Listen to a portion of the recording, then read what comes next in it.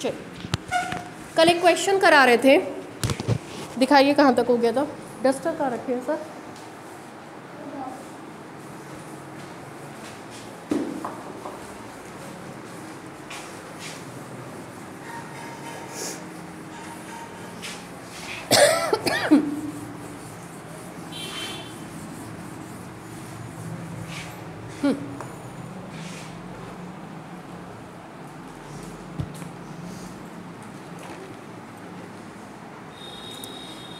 लिखवाया गया था आपको एक इक्वेशन नंबर था 2 में लिखवाया गया था C is equal to K upon cosec alpha minus cosec beta 2 था। और उसके बाद आपने डिराइव करके इक्वेशन नंबर 4 निकाला था L is equal to C cot alpha minus cot beta, ठीक। और आपको जो प्रूफ करना था वो रिजल्ट था आपका K cos alpha minus beta by 2 is equal to L cos alpha plus beta by 2, ठीक है। ये आपको प्रूफ करना था। कहे थे बहुत इंपॉर्टेंट क्वेश्चन है। इस तरह का एक क्वेश्चन पहले भी लगवाए थे, वो थोड़ा इजी वे में था और ये थोड़ा टफ वे में है। उन दोनों में से एक क्वेश्चन आपका एक पेपर में आता है, ठीक है। चलिए इसको सॉल्व किया जाए। तरीका आपको हम बताए थे कि के एल अल्फ़ा बीटा में रिजल्ट्स आने चाहिए, तो के है नहीं, एल अल्फ़ा बीटा है। We should not have requirement of any C, हमको सी की यहाँ कोई आवश्यकता नहीं है, तो सी को हटाना पड़ेगा। सी को हटाने के लिए यहाँ से वैल्यू यहाँ पुट कर देंगे, मिलेगा this implies l is equal to c की जगह k upon cosec alpha minus cosec beta, साथ ही साथ cot alpha minus cot beta, ठीक है। This implies that l is equal to k upon 1 upon sine alpha minus 1 upon sine beta. Sine में क्यों change कर रहे हैं? क्योंकि सारा रिजल्ट हम लोग को कॉस में चाहिए। कॉस और साइन का आपस में इंटरकनेक्शन होता है। फिर आपको यहाँ पे मिलेगा cos alpha upon sine alpha minus cos beta upon sine beta, ठीक है।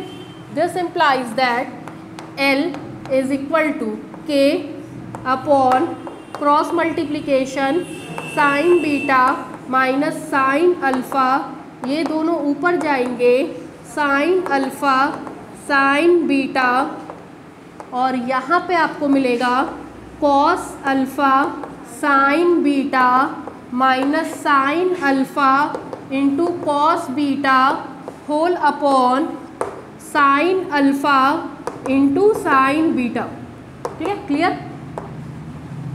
साइन अल्फ़ा साइन बीटा आपस में क्या हो जाएंगे? कैंसिल। बचा हुआ टर्म आपके पास आएगा this implies l is equal to के, ये cancel, sine a into cos b minus cos a into sine b. Sine a minus b की वैल्यू मिलेगा sine a beta minus alpha upon sine beta minus sine alpha, ठीक है। इसको लिख सकते हैं के, चलिए, sine 2 theta is equal to 2 sine theta into cos theta. Angle का आधा, एंगल का आधा करेंगे तो 2 sine beta minus alpha by 2 into cos beta minus alpha by 2 whole upon sine C minus sine D का फॉर्मूला होता है, बोलिए, 2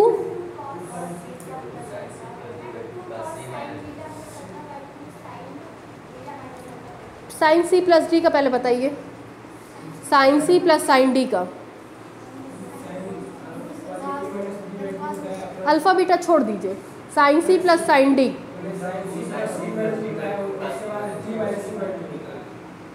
sine C plus sine D is equal to 2 sine C plus D by 2 into cos C minus D by 2, और sine C minus sine D में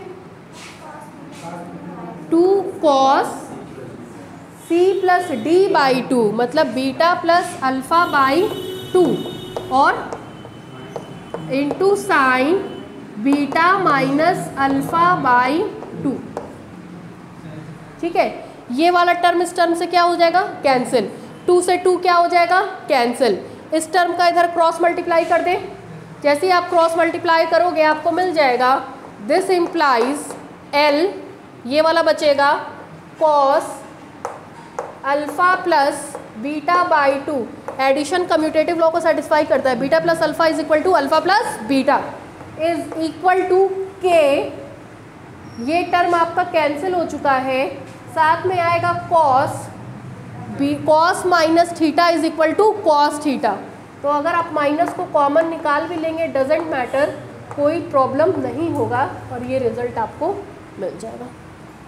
ठीक है, यहाँ minus common निकाल दिए, cos minus theta is equal to again cos theta, और ये commutative law को सेटिस्फाई करता है। Alpha plus beta is equal to beta plus alpha. ठीक है, उतार लीजिए।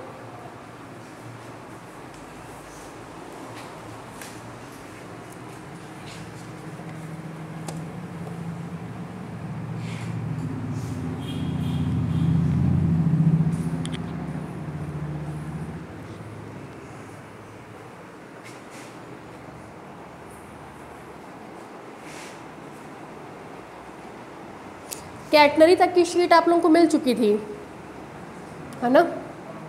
अब मिल जाएगी, या आप लोग आपस में लेके फ़ोटोकॉपी करा लीजिए।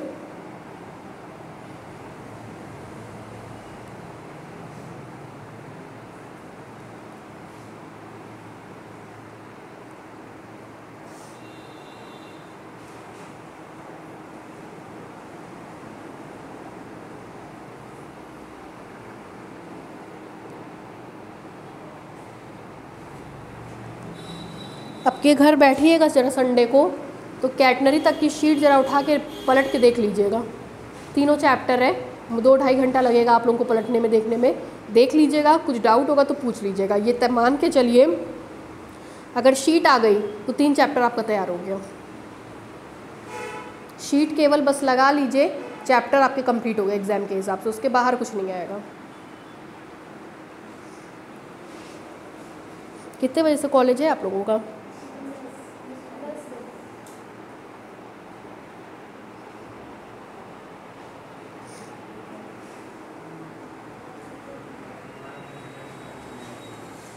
कितना टाइम लगेगा पहुंचने में? 15 मिनट, 20 मिनट?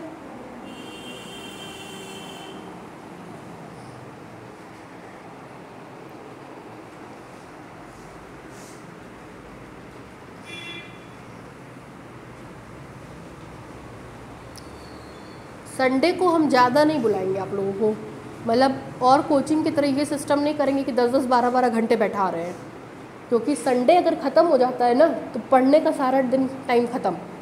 जिस बच्चे को पढ़ना होता है ना वो केवल संडे को ही पढ़ता है, क्योंकि बाकी दिन कॉलेज और कोचिंग के साथ इम्पॉसिबल है। आप रिवीजन कर ले वही बहुत बड़ी बात है। इसलिए संडे कोशिश यही रहेगी फ्री। असाइनमेंट क्लास भी अगर हम लोग रखते हैं तो 8 बजे से रखते हैं, 10 के पहले ख़त्म कर देते हैं। एक दिन एकदम पढ़ाई पे ध्यान दीजिए। जिसको नहीं पढ़ना है उसके लिए तो 7 दिन बराबर है, लेकिन जिसको पढ़ना है वो संडे देखता है। जैसे हमको ध्यान है, हम संडे को लेकर के बहुत ज़्यादा परेशान रहते थे, क्योंकि हमको लगता था संडे को हम बेला के स्टूडेंट थे, संडे को जब 12 घंटे हम वहाँ बैठ जाते थे तो पढ़ने का टाइम नहीं मिलता था। तो फिर उसके लिए क्या तरीका हम लोग निकाले, पर्सनली हम अपना बता रहे हैं। मतलब रात में 2 बजे सोना था, सुबह 5 बजे उठना था, मतलब वो नींद ही 3 घंटे की हो गई थी। ये था कि बाकी दिन ही टाइम निकाल के किसी तरह मैनेज करना पड़ेगा, पढ़ना पड़ेगा। और उसी कारण से, केवल इसी टीचिंग स्किल के कारण काफ़ी बच्चे फेल हो जाते थे। जो एवरेज बच्चे हैं वो नहीं ऐसे सरवाइव कर पाएंगे। उनको चाहिए एक दिन पूरा पढ़ने के लिए, आराम करने के लिए। जो हॉस्टल में रहते हैं उनको अपना काम करने के लिए भी एक दिन चाहिए। तो फिर वही बात है ना, ऐसे में जो एवरेज बच्चे होते हैं वो सबसे ज़्यादा फेल निकलते हैं।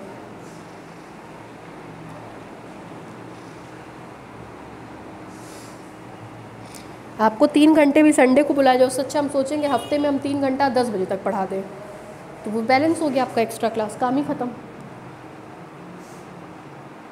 और कायदे से बीएससी के कोर्स के लिए एक्स्ट्रा की ज़रूरत नहीं है। अगर एक टीचर 1 घंटा ईमानदारी से पढ़ा ले जाए तो कोर्स ज़रूरत नहीं है। पिछले साल हमने अपना सेशन शुरू किया था 6 अक्टूबर को, 5 मार्च को कंप्लीट था पूरा का पूरा सेकेंड ईयर, पूरा का पूरा थर्ड ईयर। वीडियोज़ हैं यूट्यूब चैनल पे, आप देख सकते हैं। पूरा का पूरा ख़त्म हो गया था। क्यों? ईमानदारी से पढ़ाया गया, पूरा ख़त्म हो गया। उससे ज़्यादा की रिक्वायरमेंट है ही नहीं।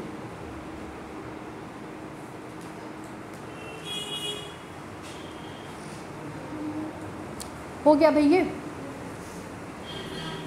नेक्स्ट लिखिए, 2016 में आया हुआ क्वेश्चन है।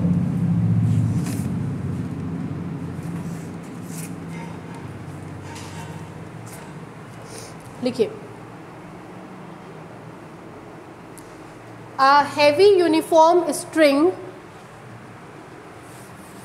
a heavy uniform string of 90 centimetre, 90 centimetre long,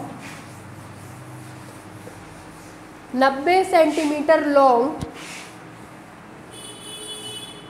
hangs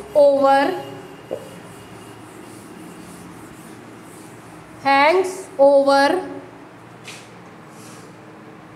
2 smooth pegs, TWO2 smooth peg, PEGS, pegs मतलब Khunti, 2 smooth peg, PEGS, pegs मतलब होता है खूटी, at different height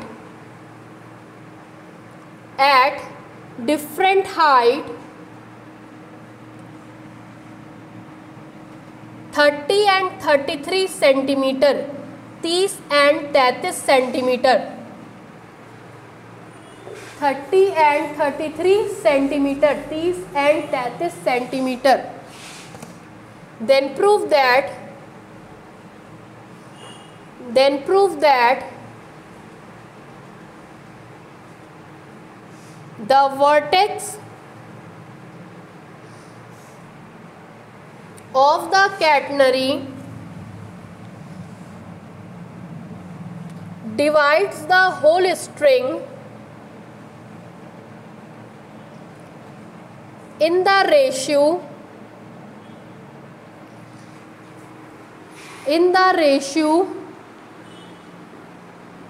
4:5.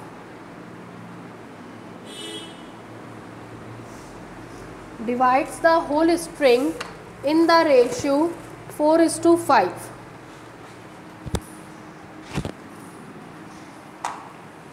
हो गया? कहाँ गलती करते हैं वो देखिए, और क्वेश्चन में क्या कह रहा है। अरे बाद में बतिया लीजिएगा। 4:5, ठीक है। चलिए देखिए,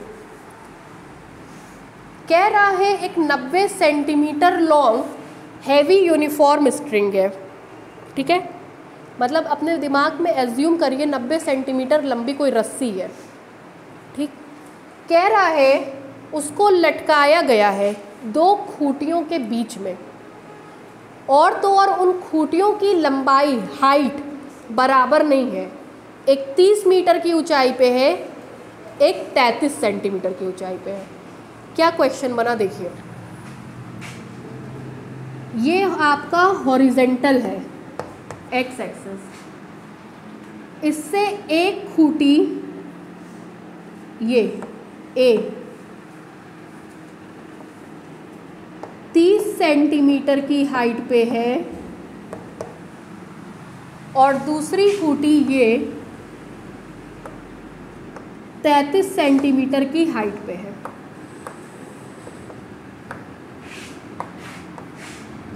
ठीक है, क्या कहा गया, एक रस्सी लिया गया, ठीक। रस्सी अगर है, जैसे ये है, इसको ज़मीन से शुरू करिए, ये रहा इसका एक हिस्सा, ये एक कोर हो गया। इस एक कोर को हमने ज़मीन पे टच करा दिया, यहाँ पे एक खूंटी से टांगा, यहाँ एक खूंटी से टांगा, और फिर ज़मीन पे छोड़ दिया। क्या पिक्चर बनेगा वो ये देखिए, देखिए, हाँ देखिए,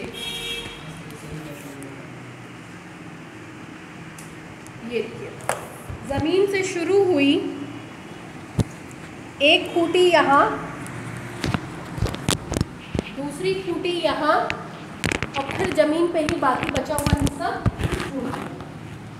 जैसे दरवाजे पे अगर माला लगानी होती है तो माली क्या करता है, पूछता है यहाँ से लगाएं, यहाँ एक हिस्सा छोड़ देता है, एक खूंटी पे यहाँ टांगता है, फिर एक दरवाजे पे बीच में ऐसे लटकाता है, फिर छोड़ देता है बाकी बचा हुआ हिस्सा।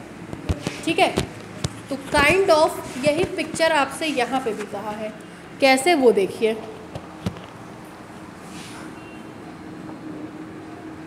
यहाँ से रस्सी को शुरू किया गया, यहाँ लाया गया, इस पेग के ऊपर से टांगा गया, दूसरे पेग पे लाया गया और बचा हुआ हिस्सा ज़मीन पर छोड़ दिया गया। यहाँ से रस्सी शुरू हुई, यहाँ ला करके खूंटी से कील से ठोक दिया गया,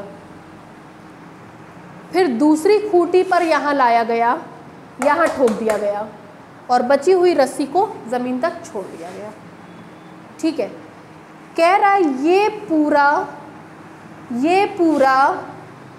पूरा 90 सेंटीमीटर का है। कितने सेंटीमीटर का है? 90 सेंटीमीटर। तो कह रहा है कि इस स्थिति में जो वर्टेक्स है C,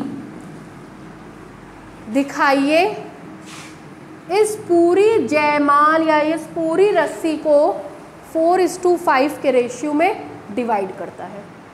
ठीक है, मतलब ये फिक्स पॉइंट है, इससे यहाँ तक की दूरी मान ले रहे हैं आर्क लेंथ S1, यहाँ से यहाँ तक की दूरी आर्क लेंथ S2। ठीक है, ध्यान से सुनिएगा, S1 + 30 अपॉन S2 + 33 = 4:5 आना चाहिए।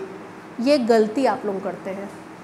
वर्टेक्स डिवाइड कर रहा है तो केवल इतने रस्सी को थोड़ी ना कर रहा है, वो इस पूरी रस्सी को डिवाइड कर रहा है दो हिस्सों में। एक रस्सी का हिस्सा ये बना 30 + S1, एक रस्सी का हिस्सा ये बना 33 + S2। इन दोनों का रेशियो कितना होना चाहिए? 4:5। अगर हम किसी भी तरीके से S1 और S2 ढूंढ ले तो हमारा काम बन गया, है ना। तो इसमें हम लोग को क्वेश्चन मोटा मोटी क्या ढूंढना है? S1 और S2। इसको नाम दे रहे हैं P A C, C B Q। ये ओरिजिन O, ये आपका Y एक्सेस। ठीक है, इसको नाम दे रहे हैं D। तो हम लोग को दिखाना है PAC अपॉन CBQ = 4:5। क्वेश्चन समझ में आया? चलिए किया जाए। लिखिए, let us consider the whole string is, let us consider the whole string is PAC BQ, PAC BQ, whose length is 90 centimeter, whose length is 90 centimeter, 90 centimetre. Full stop. Let capital A and capital B are two pegs, let capital A and capital B are two pegs which is at the height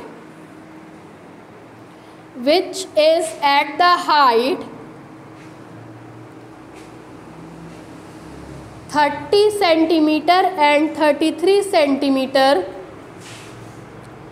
30 centimetre and 33 centimetre from the horizontal,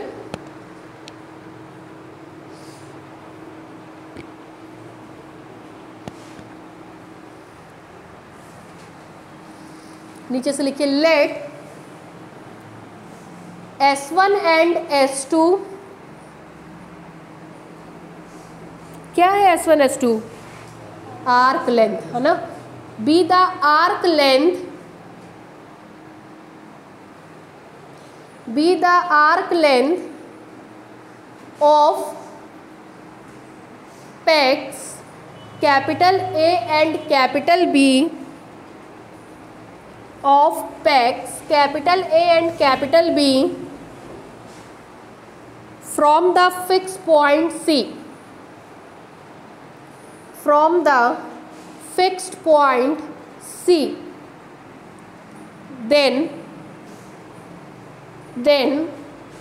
जरा देखिए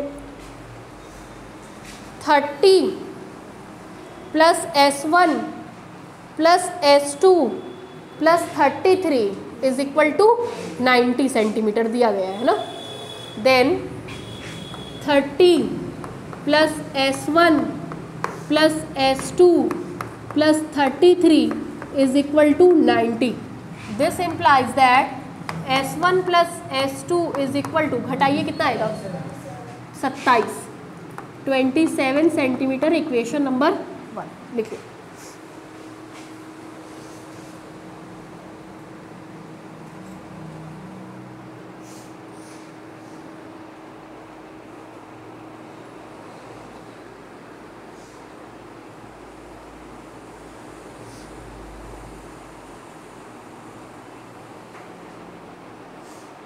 ठीक है, मान लीजिए इसका coordinate x1 y1 है और इसका कोऑर्डिनेट x2 y2 है, तो यहाँ से यहाँ तक की डिस्टेंस कितनी रही होगी, y1।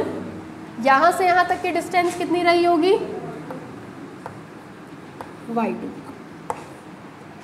ठीक है, एक फॉर्मूला आप जानते हैं, y square is equal to c square plus s square. देखिए, since we know that y square is equal to c square plus s square, equation number 2।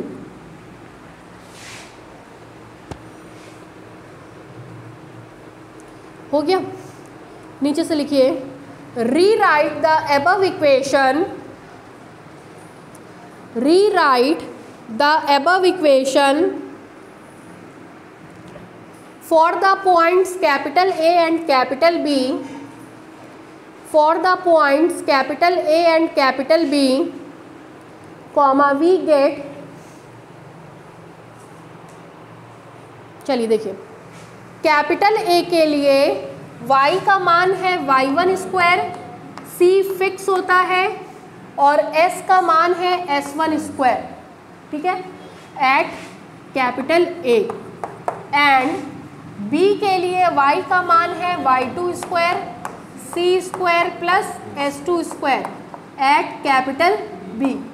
This implies that y1 का मान है 30, 30 का square is equal to c square plus s1 square, and दूसरे का मान है 33 का square, c square plus s2 square. इसको नाम दे रहे हैं 3 का, इसको नाम दे रहे हैं 4 का।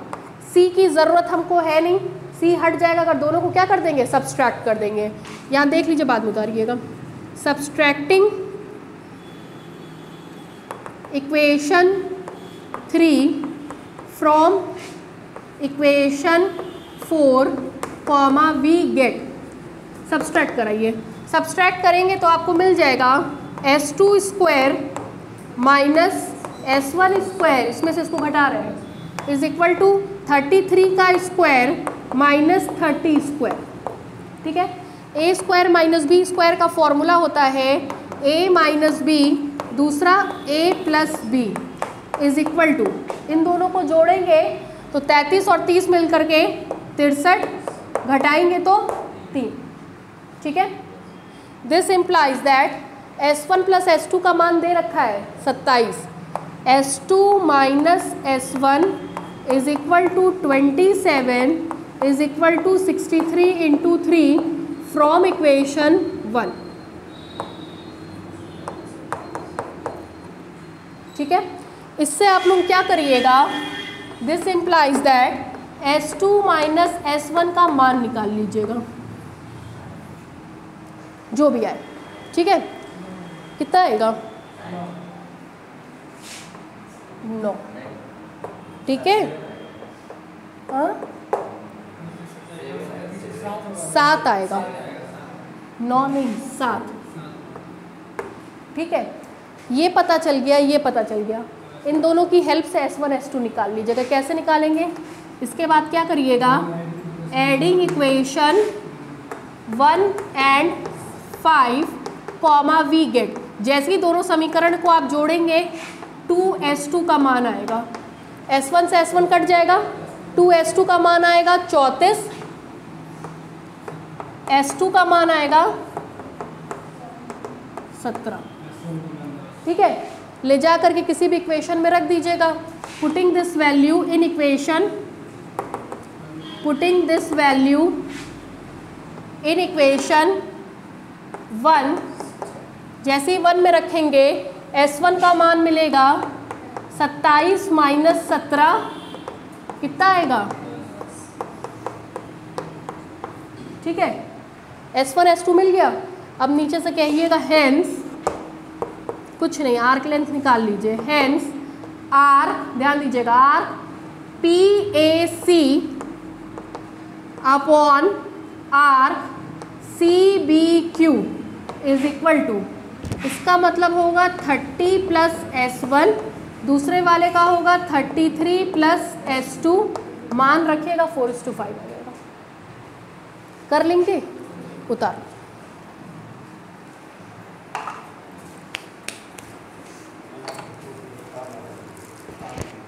हाँ हाँ बिल्कुल बिल्कुल।